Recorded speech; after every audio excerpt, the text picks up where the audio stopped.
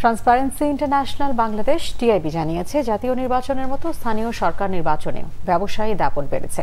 Chairman প্রার্থীর ৬৯.৮৬% ব্যবসায়ী। ৫ বছরে অস্থাবর সম্পদ বৃদ্ধি, উপজেলা পরিষদের জনপ্রতিনিধিরা পেছনে ফেলেছেন সংসদ সদস্যদের। নির্বাচনে অংশগ্রহণকারী প্রার্থীর অধিকাংশই আওয়ামী লীগ দলীয় স্বতন্ত্র প্রার্থী। উপজেলা নির্বাচনে প্রথম ধাপে চেয়ারম্যান পদে লড়ছেন এমন ১৩ জন মন্ত্রী এমপির স্বজন। আরো জানাচ্ছেন জাহাঙ্গীর আকান্দ। প্রথম ধাপের উপজেলা নির্বাচনের ১৪৪টি উপজেলার প্রার্থীদের হলফনামায় দেয়া তথ্যউপাত্ত বিশ্লেষণ করে এর প্রতিবেদন তুলে ধরে ট্রান্সপারেন্সি ইন্টারন্যাশনাল বাংলাদেশ টিআইবি জানায়, উপজেলা নির্বাচনে চেয়ারম্যান প্রার্থীদের ৬৯.৮৬%ই নিজেদের ব্যবসায়ী হিসেবে হলফনামায় পরিচয় দিয়েছেন। ১১.১৯% পেশা হিসেবে দেখিয়েছেন কৃষিকাজকে। তৃতীয় ও চতুর্থ অবস্থানে আছে আইনজীবী ও শিক্ষক। ব্যবসায়ীদের নির্বাচনে বা রাজনীতির সাথে ব্যবসায় যে একাকার হয়ে যাওয়ার চিত্রটা, সেটা কিন্তু স্বাভাবিকতার পরিচায়ক না। এটা কিন্তু একটা অস্বাভাবিক একটা বলে যে বিকাশ ঘটেছে এবং জনপ্রতিনিধিত্বের অবস্থানটাকে কিন্তু ক্ষমতায় থাকা এবং ক্ষমতা কর্তৃত্ব পাওয়ার যে চাহিদা, সেটা এত প্রবল যে এর সুযোগ থেকে কেউ বঞ্চিত হতে চান না বা কাকে বঞ্চিত করব না, সেই সিদ্ধান্ত কিন্তু আসলে দলীয় কর্তৃপক্ষ নেওয়ার মতো সক্ষমতা এখন হারিয়েছে বলে মনে হচ্ছে। এক দশকে আয় বৃদ্ধিতে উপজেলা পরিষদের জনপ্রতিনিধিরা প্রায় সমানে সমানে পাল্লা দিয়েছেন সংসদ সদস্যদের সাথে।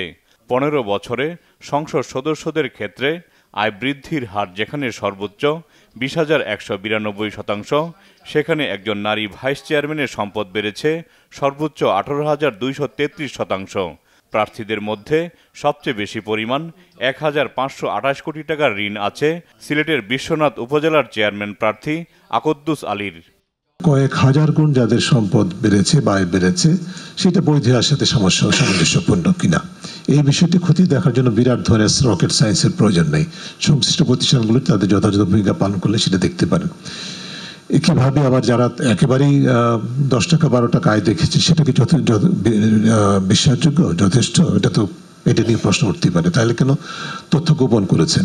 তথ্য গোপন করার একটা অপরাধ। তো যারা কম তথ্য দিয়েছেন তারা যেরকম অন্যায় করেছেন, একইভাবে যাদের তথ্য বিশাল, তাদের দেওয়া তথ্য অনুযায়ী বিশালভাবে সম্পদের বিকাশ হয়েছে, সেক্ষেত্রেও কিন্তু এটা পরোক্ষযোগ্য একটা বিষয় এবং সেটা আমলে নিয়ে সংশ্লিষ্ট প্রতিষ্ঠান, আমি রিপিট করছি, ৩টি প্রতিষ্ঠান সরাসরিভাবে আমরা মনে করি, নির্বাচন কমিশন তো বটেই, জাতীয় রাজস্ব বোর্ড এবং আইন প্রক্রিয়া সংস্থার মধ্যে দুর্নীতি দমন কমিশন, তাদের এখতিয়ারভুক্ত। টিআইবি জানায়, উপজেলা নির্বাচনে অংশ নেওয়া প্রার্থীদের ১৬.৬৪% মামলায় অভিযুক্ত। এবার উপজেলা নির্বাচনে নারীর অংশগ্রহণ জাতীয় সংসদের তুলনায় কম। জাহাঙ্গীর আকান্দ, বাংলা ভিশন, ঢাকা।